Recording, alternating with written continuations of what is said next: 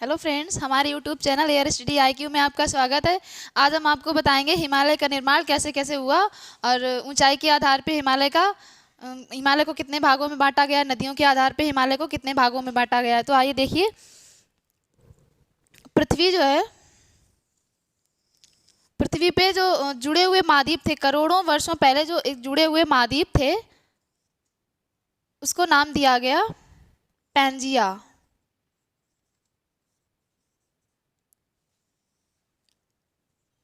आपस में जुड़े हुए महाद्वीप थे,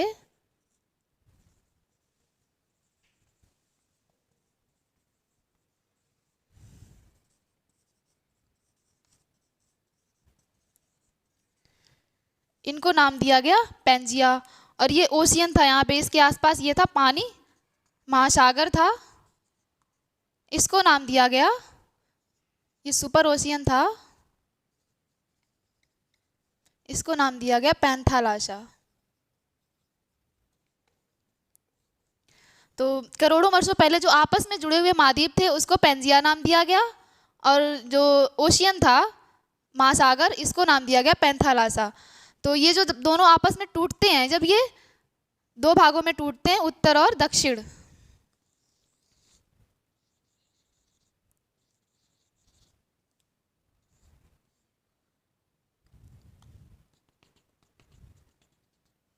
ये उत्तरी भाग,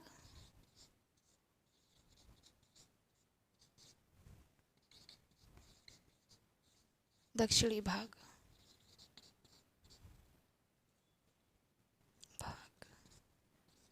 दो भागों में टूटते हैं। ऊपर का जो उत्तरी भाग है वो अंगारा लैंड कहलाता है,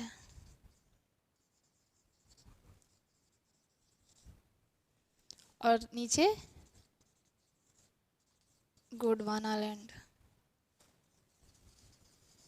आपस में जुड़े हुए जो महाद्वीप थे वो दो भागों में विभाजित हो जाते हैं, और बीच में जो ये पानी आ जाता है, महासागर, समुद्र, इसको बोला गया है भूसन्नति।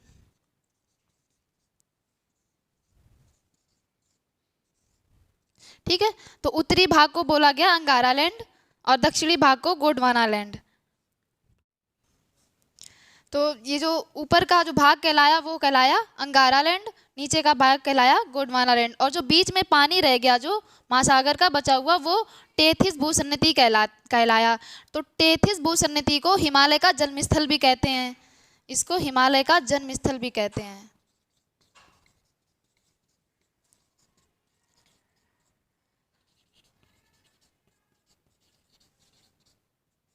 टेथिस भूसन्नति को हिमालय का जन्मस्थल भी कहते हैं, और जो हिमालय जो है वो बलित पर्वत का उदाहरण है।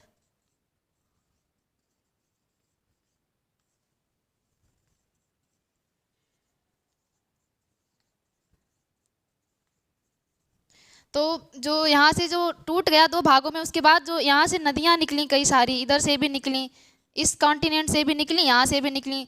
तो जो नदियाँ आज वो अपने साथ कई सारा साथ जो भी था उनका वो लाके इसी भूसन्नति में करोड़ों वर्षों तक जमा करती रहीं, वर्षों तक जमा करती रहीं।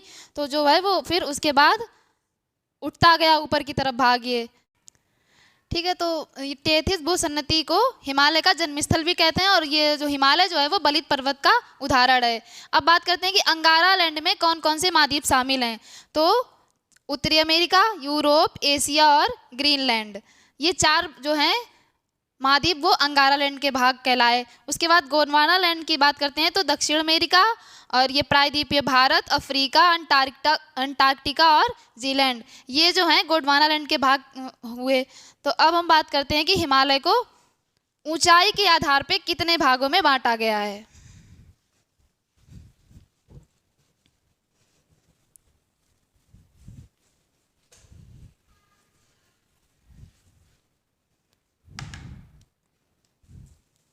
हिमालय का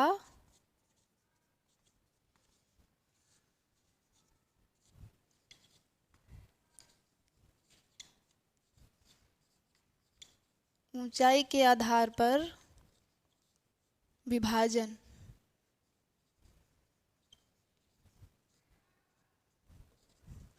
तो ऊंचाई के आधार पे इसको चार भागों में बांटा गया है।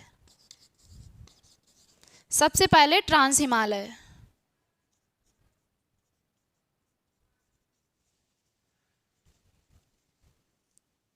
उसके बाद महान हिमालय, लघु या मध्य हिमालय,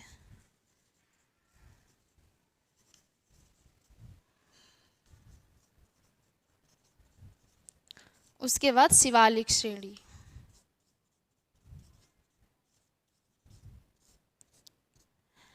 ट्रांस हिमालय, उसके बाद महान हिमालय को बृहद हिमालय भी बोलते हैं।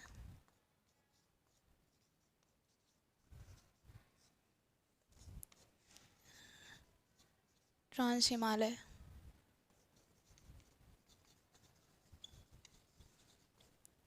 इसको ग्रेटर हिमालय,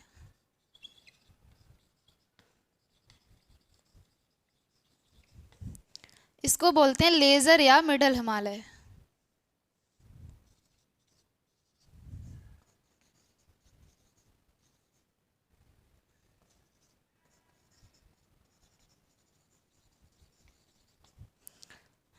इसको उप हिमालय भी बोलते हैं और बाह्य हिमालय भी बोलते हैं।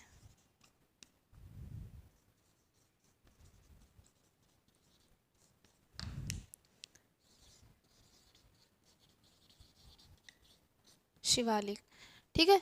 अब हम बात करते हैं हिमालय को नदियों के आधार पे कितने भागों में बांटा गया है। हिमालय को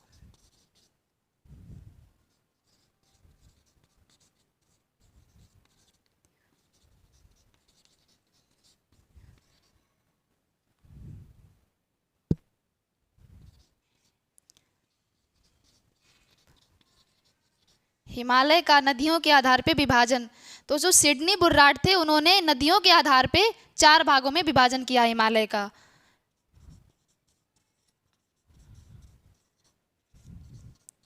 सिडनी बुर्राट ने 4 भागों में विभाजित किया।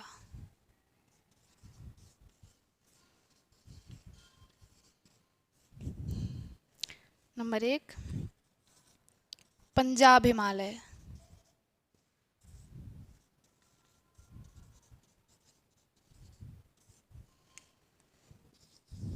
कुमायूं हिमालय,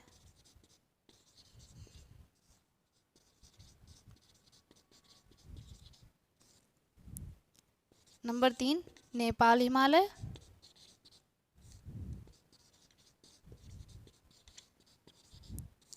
नंबर 4 असम हिमालय।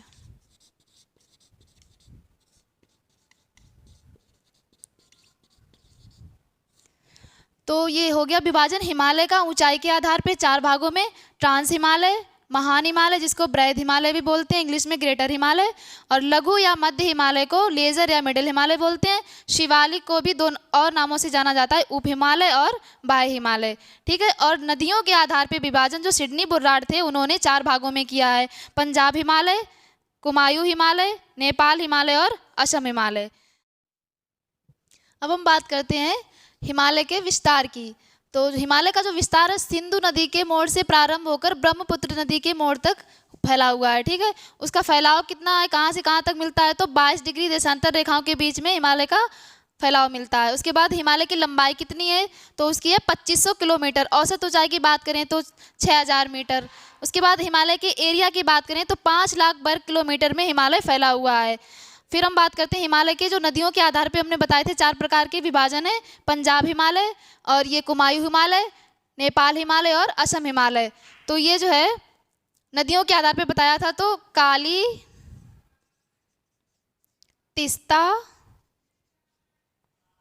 एक मिनट,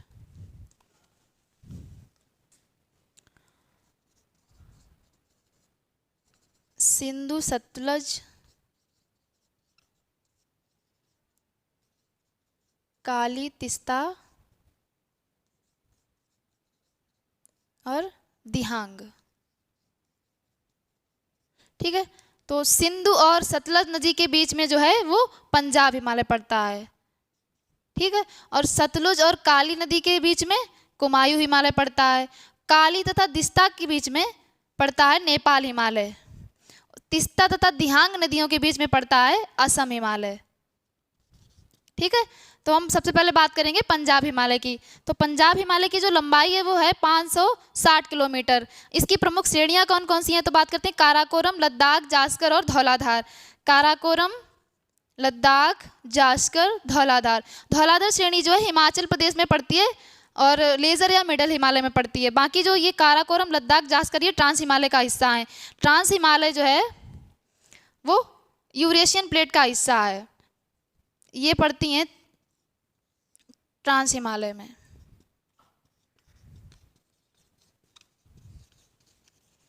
और ट्रांस हिमालय जो है वो यूरेशियन प्लेट का हिस्सा है।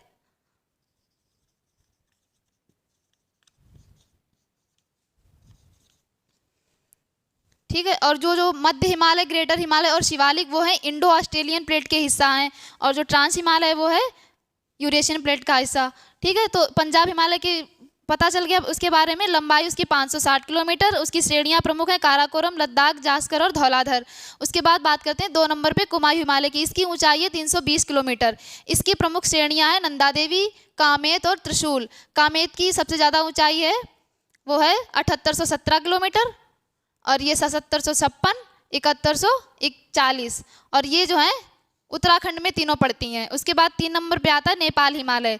नेपाल हिमालय जो है वो पड़ता है काली और तीस्ता नदी के बीच में। कुमायूं हिमालय सतलुज तथा काली नदी के बीच में, और सिंधु नदी के बीच में पड़ता है पंजाब हिमालय।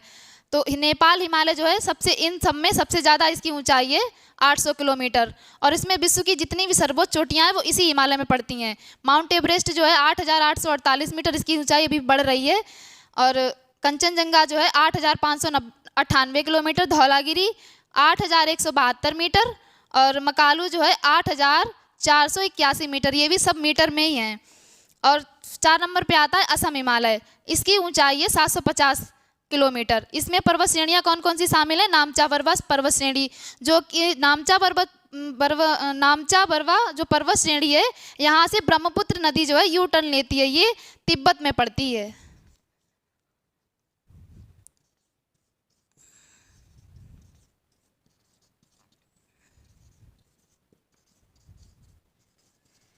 नामचा बरवा पर्वत श्रेणी जो है वो तिब्बत में पड़ती है, यहाँ से ब्रह्मपुत्र नदी जो है वो यू टर्न लेती है। बात करते हैं सिंधु नदी की। तो सिंधु नदी जो है हम भारत के एकमात्र जो है लद्दाख, वहाँ से होकर गुजरती है, एकमात्र से होकर गुजरती है सिंधु नदी। सिंधु नदी के जो दाएं तट पे है वो लेह स्थित है। तो चारों हिमालय हो गए नदियों के आधार पे, पंजाब हिमालय, कुमायूं हिमालय, नेपाल हिमालय और असम हिमालय। पंजाब हिमालय जो है सिंधु और सतलुज नदी के बीच में, कुमायूं हिमालय सतलुज और काली नदी के बीच में, नेपाल हिमालय जो है काली तथा तीस्ता नदी के बीच में पड़ता है। उसके बाद असम हिमालय तीस्ता तथा दिहांग नदी के बीच में पड़ता है। ठीक है, अब हम बात करते हैं कि जो चारों हिमालय जो है नदियों के आधार पे उनका क्रमशः क्रम क्या है, ऊंचाई के आधार पे कितनी किसकी है। तो नेपाल हिमालय की सबसे ज़्यादा है 800 किलोमीटर, उसके बाद है असम हिमालय की 750 किलोमीटर, पंजाब हिमालय की 560 किलोमीटर, कुमायूं हिमालय की 320 किलोमीटर। इसको ऐसे भी याद कर सकते हैं हम 80, 75, 56, 32, बस इसमें 0 ऐड करना है। ठीक है, तो धन्यवाद दोस्तों। अगर आपको और भी मतलब इससे आगे क्लास देखनी है तो आप हमारे YouTube चैनल को सब्सक्राइब करें। धन्यवाद।